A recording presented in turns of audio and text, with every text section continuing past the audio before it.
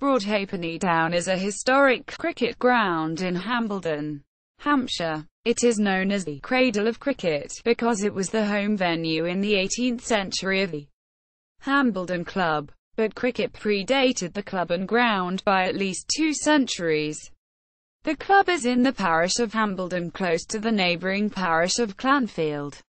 The club took the name of the neighbouring rural village of Hambledon, situated about 2.7 away miles by road. The ground lies on a ridge connecting Broadhalfpenny Down itself with higher ground to the north at Wether Down and Salt Hill.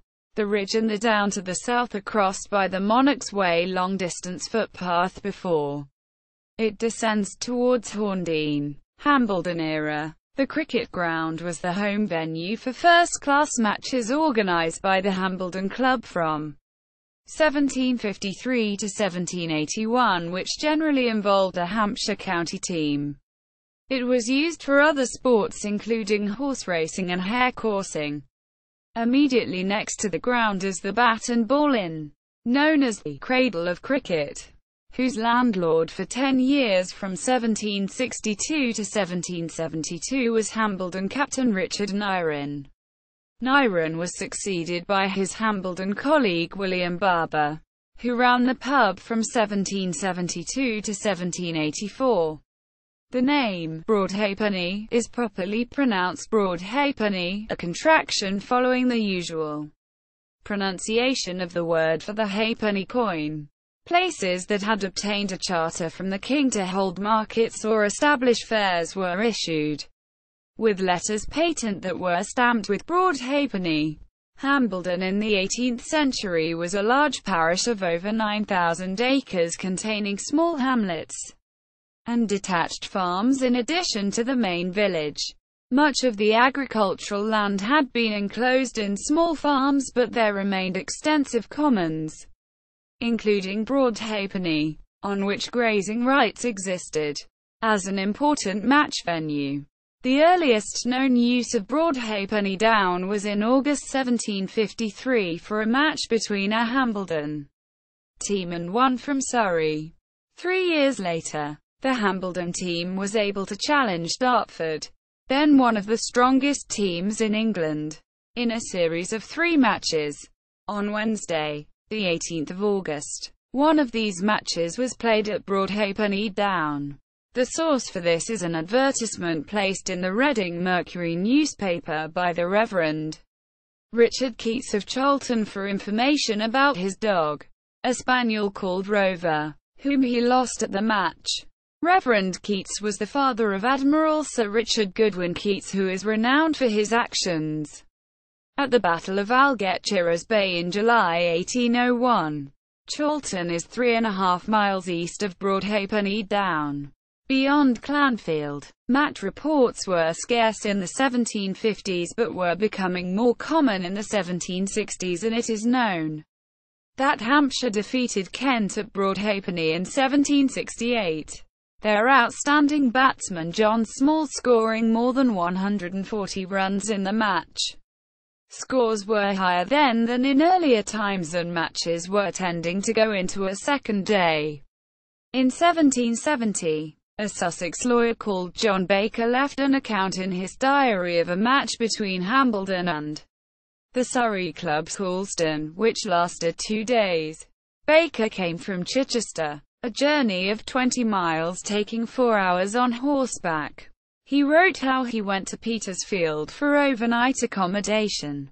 Baker wrote about the very large crowds which gathered at these matches and the good business done by vendors on site. The 1772 season is notable in English cricket history because it is from then that surviving scorecards are common, and 3 exist of 1772 matches organised by the Hambledon Club, which commence a continuous statistical record. Those 3 matches were all between a Hampshire 11 and an England 11. The first played at Broadhalfpenny on 24 and the 25th of June. The 2 leading online archives begin their first-class coverage with this match, which is numbered First Class No. 1" by ESPN Cricinfo and F1 by Cricket Archive. On 13 July 1775, Small scored 136 not out and Nyren 98 for Hampshire against Surrey at Broadhalfpenny, and Small's innings is the earliest known century in first-class cricket.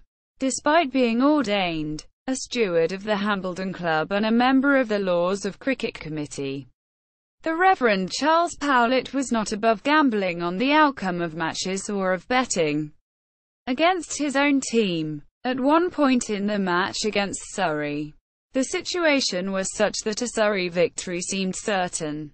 Powlett and his associate Philip D. Haney, another Hambledon member, decided to bet heavily on Surrey to win.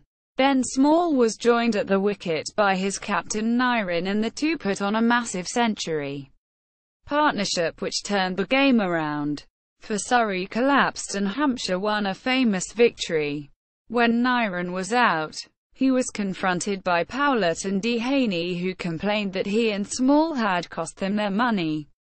Nyren, disgusted with them, retorted, "Another time. Don't bet your money against such men as we are."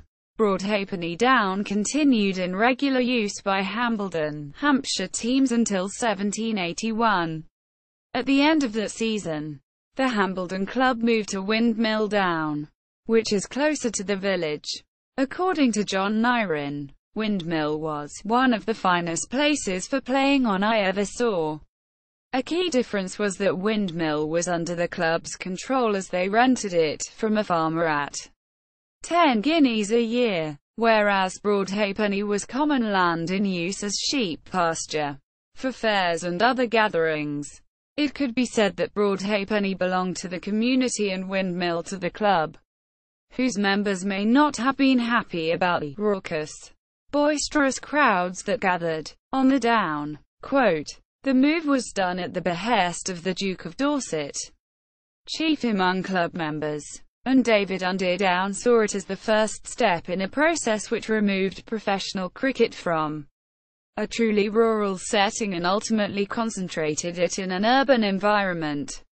For it was Dorset's successors George Finch, 9th Earl of Winchelsea, and Colonel Charles Lennox who were the key players in the establishment of the White Conduit Club in Islington and subsequently Marylebone Cricket Club at Lord's."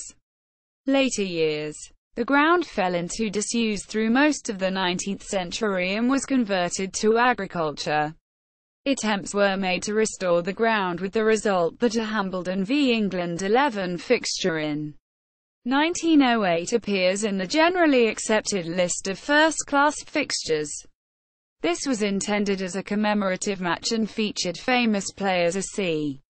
B. Fry and Phil Mead. Hampshire cricketer Edward Wally Tooker, who played in the 1908 match, was a descendant of a member of the original Hambledon Club.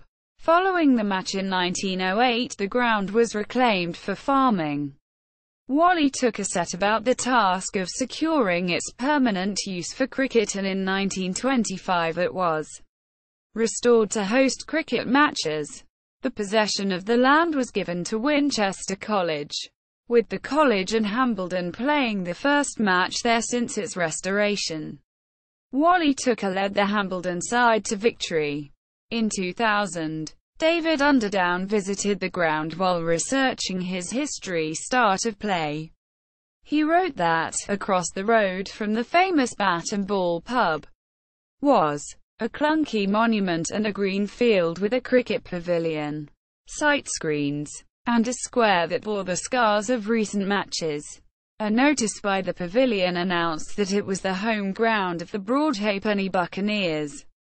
In this latter assertion, Mr. Underwood is slightly mistaken in that the club that he refers to is the Broadhalfpenny Brigands Cricket Club, an understandable error in the circumstances. Formed in 1959 by a group of officers in the Royal Navy serving at nearby HMS Mercury. Now closed, this club has used Broadhalfpenny Down as its home ground continuously since then. The history of Broadhalfpenny Down in the 20th century is covered in Ashley Mote's book, The Glory Days of Cricket, which explores the full history of the ground, effectively up to the present day. Apart from the addition of a new pavilion in 1999, nothing substantial has changed since the first publication of Mr. Mote's book in 1997. Bibliography: Ashley Cooper, F.S. 1924. Hambledon Cricket Chronicles 1772–1796. Jenkins. Morn, Ian. 2011. From Commons to Lords. Volume 2. 1751–1770. Martin Wilson. ISBN 978-0-95690-660-1. Underdown, David. 2000. Start of Play. Allen Lane. ISBN 0-713-99330-8. Further reading. Buckley, G. B. 1935. Fresh Light on 18th-Century Cricket. Cotterell, Haygarth, Arthur. 1862. Scores and Biographies.